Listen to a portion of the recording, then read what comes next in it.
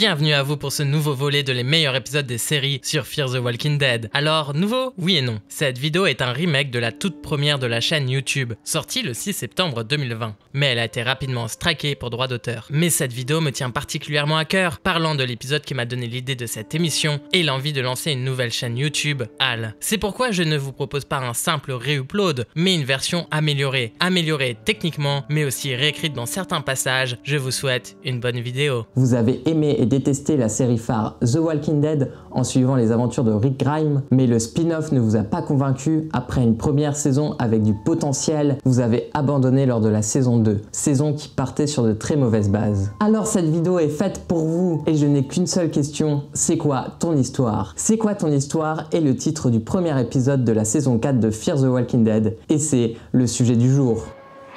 Je perds mes proches et ensuite je me perds moi-même.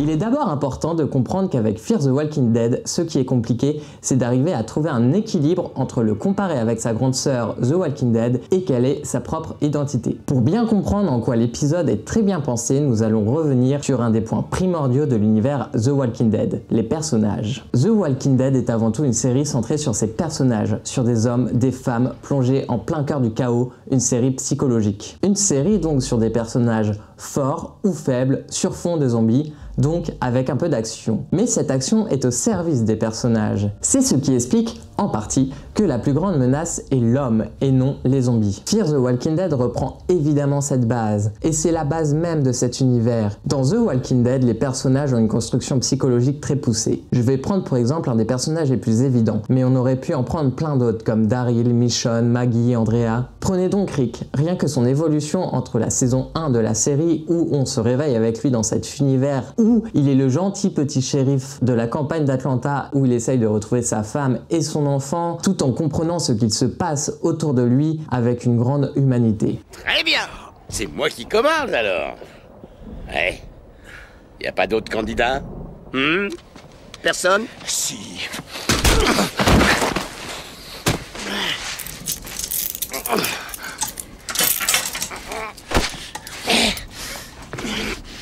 Putain, c'est qui toi?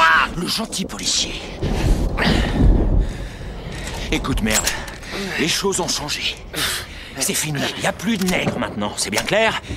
Et il n'y a plus de gros cons de suprémacistes consanguins. Il n'y a plus que de la viande fraîche et de la viande froide. Va te faire mettre. On surveille son langage face à un mec armé. Et rien qu'à la fin de la saison 2, où le groupe lui reproche ses choix et que lui vient de tuer son meilleur ami... Allez-y, je vous en prie.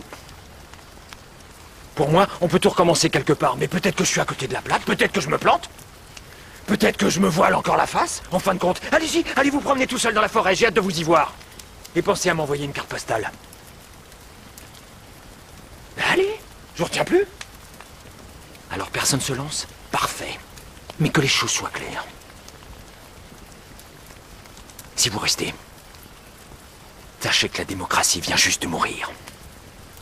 Comment c'est plus le gentil shérif tout d'un coup? Et ça se confirmera dans les saisons suivantes.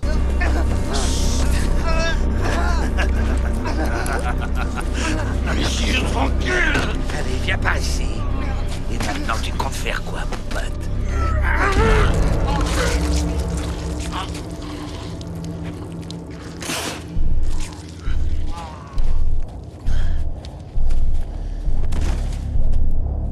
Maintenant reprenons sur Fear the Walking Dead. Les 3 premières saisons ont une grosse lacune. Et cette lacune, c'est justement l'écriture des personnages. La famille Madison et leurs amis. Alors bien entendu, la famille Madison est attachante. Mais il leur manque des traits de caractère et des attributs physiques, comme des accessoires ou des armes bien à eux. Regardons The Walking Dead avec Daryl qui lui a son arbalète, Michonne elle a son sabre, Rick lui a son fameux Python Magnum, mais il a aussi sa hache et son AK-47.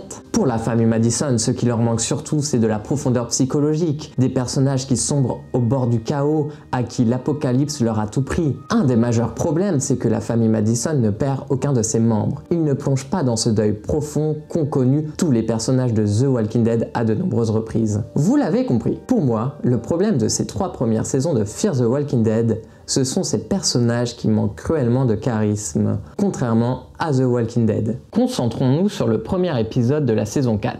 C'est quoi ton histoire? L'épisode s'ouvre sur John, un nouveau personnage. Alors qu'il lit tranquillou au coin du feu, il est interrompu par un bruit. Il se lève et se met à parler de son histoire. Il est seul depuis longtemps, recherche un amour perdu, tout en demandant s'il y a quelqu'un. Et au moment d'abattre le rôdeur qui s'approche de lui, il tombe nez à nez avec Morgan et lui demande « Et toi?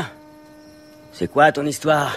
Ensuite, flashback. Retour en arrière où nous sommes avec Morgan à la déchetterie suite à la guerre entre Negan et Rick à la fin de la saison 8.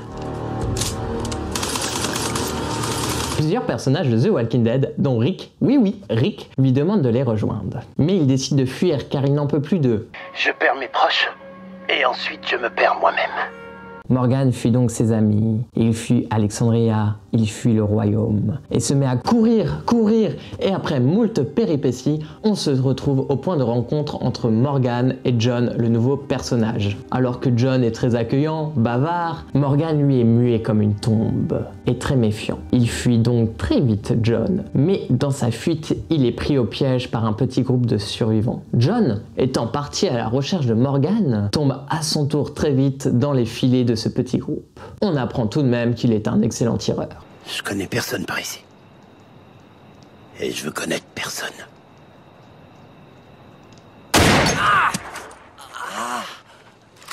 Je veux pas d'ennui avec vous, messieurs. Je m'en fais juste pour mon ami. Alors que la bande s'apprête à les éliminer, un nouveau personnage fait son apparition, Hal dans son camion du SWAT.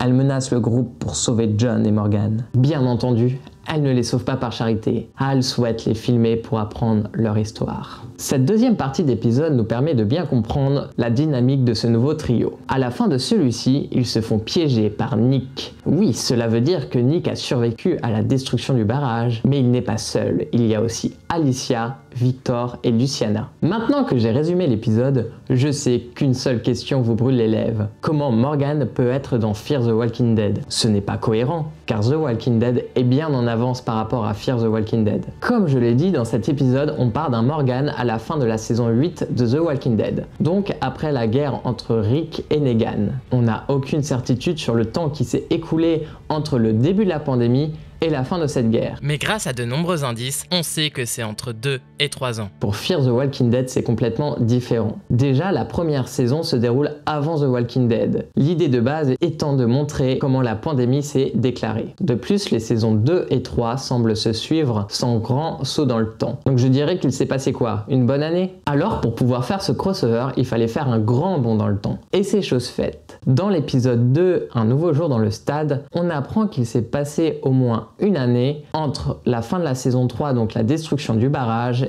et la saison 4. Mais la réelle question est pourquoi retirer Morgan de la série mère pour l'intégrer dans Fear the Walking Dead. Je pense que les showrunners de la série ont compris leurs erreurs et ont décidé de se reprendre en main.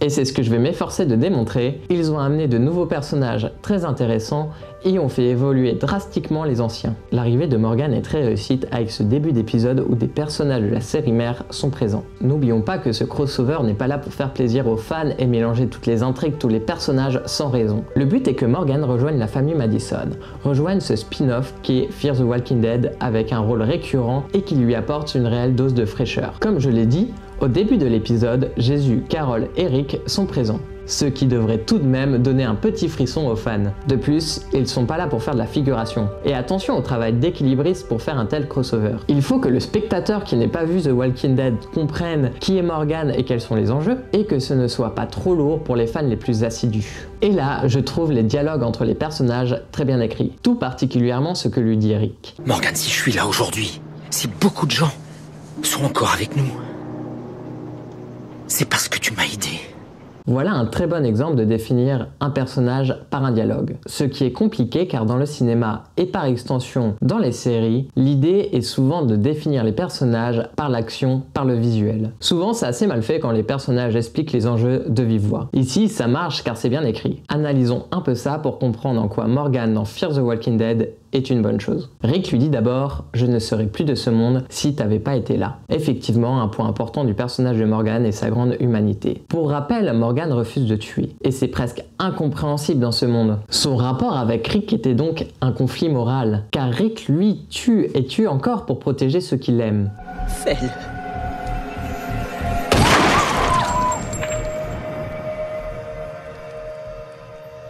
Rick?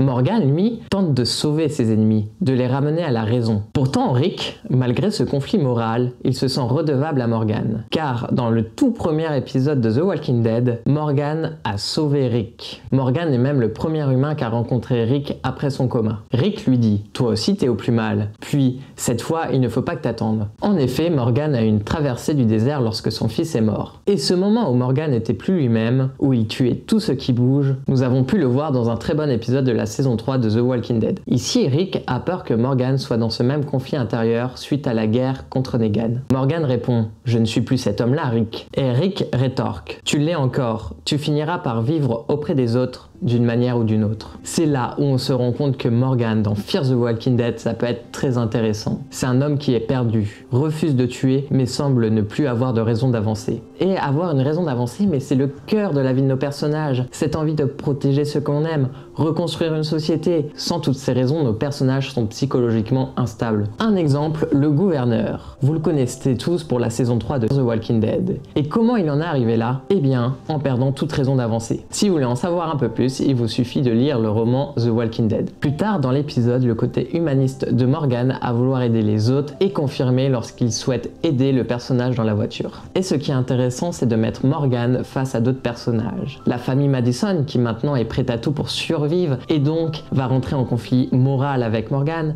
mais aussi face à nos deux nouveaux personnages, Al et John. Avec eux, Morgan devra retrouver une raison de vivre, une raison de s'accrocher et de protéger les autres. Et toute la saison 4 tournera autour de ce sujet et de cette phrase « D'abord, je perds les autres, ensuite, je me perds moi-même ». Car cette phrase est dite ici dans ce sens. Je dois être seul pour me protéger moi, psychologiquement. Et c'est pour cela qu'il fuit Alexandria, la colline, le royaume. C'est pour ne plus perdre les personnes qu'il aime, ses amis, et donc ne plus être confronté au deuil et se perdre lui-même. Mais dans cette saison, il devra comprendre que s'il n'y a personne à perdre, il n'a pas de raison d'être lui-même. Les personnages qui l'entourent sont donc très importants pour son évolution, sa quête. Les nouveaux personnages sont très importants pour la construction psychologique de Morgan. D'abord, on a John, le personnage qui ouvre l'épisode. Personnage à fort potentiel, d'abord par ses traits psychologiques, mais aussi par ses attributs visuels comme ses accessoires. Encore une fois, un des principaux problèmes des 3 premières saisons était le manque d'originalité dans les personnages. On n'avait pas de Daryl, de Michonne, de Carol. Là, John a un style de shérif, ce qui le rapproche de Rick sur le plan stylistique. C'est aussi un as de la gâchette, avec ses armes du Far West, ce qui n'est pas très pratique, mais plutôt stylé. Au niveau de la personnalité, on s'éloigne de Rick. Ce n'est pas un meneur, il s'accroche à être avec les autres après une année de solitude. C'est un bavard, il a un seul objectif, retrouver une femme avec qui il a passé dans cet enfer une merveilleuse soirée. Le dernier personnage est Al, une femme forte qui a 2 accessoires qui sont presque personnifiés. D'abord son camion du SWAT, qui est comme le rallongement de son corps, qui lui donne un avantage considérable dans ce monde. À la fois une arme très puissante et une maison ambulante. Son deuxième accessoire est sa caméra. Ancienne journaliste, elle tient dur comme fer à écouter les histoires des survivants qu'elle rencontre. Cette caméra est personnifiée car elle représente les yeux de Al, c'est son point de vue. On ne sait pas encore pourquoi elle tient à répertorier toutes ces histoires. C'est pour le moment le personnage le moins développé, mais c'est aussi celui qui attise le plus la curiosité. Ces 3 personnages se complètent et ont un gros potentiel pour la suite de la série. Face aux rôdeurs, mais aussi aux humains, ils se complètent car ils ont tous les 3 leur style de combat. Morgan avec les arts martiaux et son bâton en bois. John, lui, est un tireur d'exception. Al, elle, est coriace au corps à corps avec une lame dans chaque main et son camion comme arme monstrueuse. John et Al seront aux côtés de Morgan dans sa quête pour redevenir l'homme qu'il était. Cette saison 4 ne fait pas qu'introduire de nouveaux personnages. On reprend bien entendu l'histoire de la famille Madison et de leurs amis. Et là, attention, car encore une fois, les showrunners ont fait un gros travail. Les personnages sont bien mieux développés. Mais pourquoi? Car à la fin de l'épisode, alors que nous nous sommes attachés, en tant que spectateurs, à notre trio de nouveaux personnages, le groupe des Madison tend un piège à Morgan et ses compères. Ce qui d'abord nous chamboule nous en tant que spectateurs, car la frontière entre gentils et méchants dans Fear the Walking Dead est enfin brisée après 3 saisons où l'on suit la gentille famille Madison. Enfin, on les sent à bout, prêts à tout. Et j'ai envie de leur dire bienvenue dans l'univers The Walking Dead. Et c'est maintenant qu'on parle du cycle The Walking Dead, qui est aussi très récurrent dans de nombreux films de zombies. Première étape, la route, le voyage, où nos personnages avancent à la recherche d'un lieu pour construire un nouveau monde. Cette route est accompagnée de grandes horreurs. Nos personnages doivent faire face aux rôdeurs, à la faim, à d'autres hommes. Puis, on trouve un lieu où tout recommencer, comme Alexandria, la prison, le ranch. Ce moment est très intéressant car nos personnages vont choisir comment ils veulent que leur société fonctionne. C'est lors de cette période que les groupes se reposent, grossissent. Mais c'est à la fin de cette deuxième période qu'arrive la troisième et dernière étape, l'impossibilité que cette société fonctionne. C'est ce moment où tout s'écroule, souvent à cause de l'homme, à cause de l'humain. Et c'est exactement à ce moment que nos personnages ont tout à perdre. Leurs proches, leur gagne-pain, leur potager, leurs murs, leur sécurité, leur confort. Et l'intelligence de cette quatrième saison, c'est de faire ce saut dans le temps, pour arriver à l'aube de cette troisième étape, où la famille Madison a justement tout à perdre. Car en effet, dans l'épisode 2, on apprend que la famille Madison est fondateur d'une communauté dans un stade où ils sont maintenant 47 habitants. C'est un peu comme la saison 4 de Sa Grande Sœur, où la prison a bien évolué et est devenue une vraie petite société. Donc à la fois, s'ils perdent le stade, ils seront encore plus acharnés à la survie, et l'évolution de leur psychologie sera bien plus intéressante. De plus, cela permet pour les épisodes à venir de nous montrer toutes les souffrances pour construire cette communauté. Car oui, les épisodes qui suivront seront construits plus ou moins de la même façon. Le présent avec Morgan et le passé au stade. Et c'est en cela que la famille Madison est bien plus intéressante. Après 3 saisons où ils sont candides, ils sont maintenant perdus. Ils sont en deuil et n'ont plus qu'en tête survivre, se venger, et dans une constante balance entre être humaniste, aider les autres, et être méfiant, frapper les premiers. Ils sont enfin passés de l'autre côté de la morale. Une saison bien plus intéressante car les enjeux psychologiques des personnages sont enfin clairs et intéressants. Avant de conclure, parlons de la réalisation qui pour la première fois dans Fear the Walking Dead est aux petits oignons. Pour commencer, l'épisode est tourné avec cette colorimétrie grisâtre. Ton qui donne une autre dimension à l'univers, une autre dimension à l'épisode, une dimension plus dramatique, plus apocalyptique, mais qui du coup rapproche l'humain en vie du zombie avec cette peau grisâtre. Ce qui est un parti pris très intéressant car au début de l'épisode on parlait de Morgan qui n'a plus aucune raison d'avancer et qui se met à marcher dans tous les États-Unis. Avancer sans nul autre objectif que survivre. Cela le rapproche d'un rôdeur. Ou alors le groupe de Madison qui n'a plus aucun état d'âme. Pourquoi les filmer en couleur du coup ?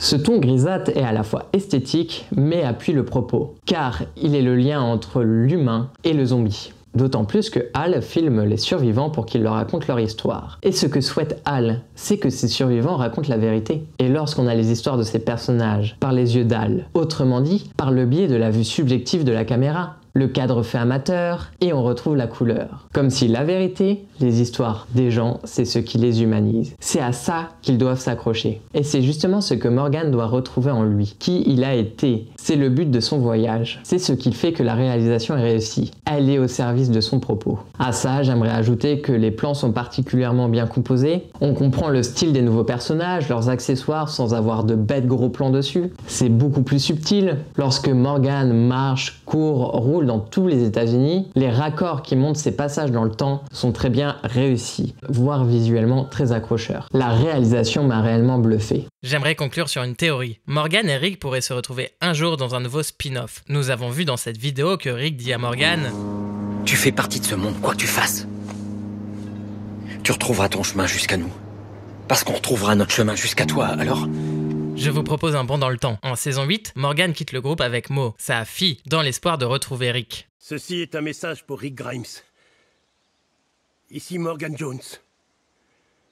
J'ai décidé de partir à ta recherche. J'irai à Alexandria et ailleurs s'il le faut. Cette scène est une belle conclusion au personnage de Morgan, remplie de nostalgie mais aussi d'espoir. C'est aussi une ouverture sur une potentielle suite. Morgan et Rick sont tellement liés, ouvrant tous deux cet univers incroyable, qu'avoir une dernière aventure les réunissant est pour moi un rêve. Et toi, penses-tu qu'IMC nous prépare ses retrouvailles ? À tous ceux qui souhaitent se lancer désormais dans l'aventure Fear the Walking Dead, je tiens à préciser que même si j'ai taclé les 3 premières saisons, je trouve la première très intéressante car on voit les premiers jours de la pandémie. La seconde par contre est ratée. Et c'est pour moi celle-là qui a été dure à passer. La troisième, on ressent que les scénaristes ont essayé de rectifier le tir. Ce qui fait que certes, cette troisième saison est bien mieux, mais ce n'est pas encore ça. Aujourd'hui, nous avons parlé de la saison 4 qui est ma préférée. Fear the Walking Dead s'est récemment conclu avec sa 8e saison. Les saisons 5 à 8 sont elles très inégales, particulièrement dans leur écriture. Certains arcs sont grandement réussis, comme la guerre froide contre le groupe de Virginia, la nouvelle apocalypse nucléaire. Malheureusement, les bonnes idées sont gâchées par le cafouillis général, donnant même un final catastrophique. Les meilleurs épisodes des séries est terminé pour aujourd'hui. N'hésitez pas à laisser un pouce en l'air et un commentaire, c'est la meilleure des récompenses, mais aussi à nous donner des idées de séries, d'épisodes dans les commentaires. C'était Al, à bientôt sur les internets.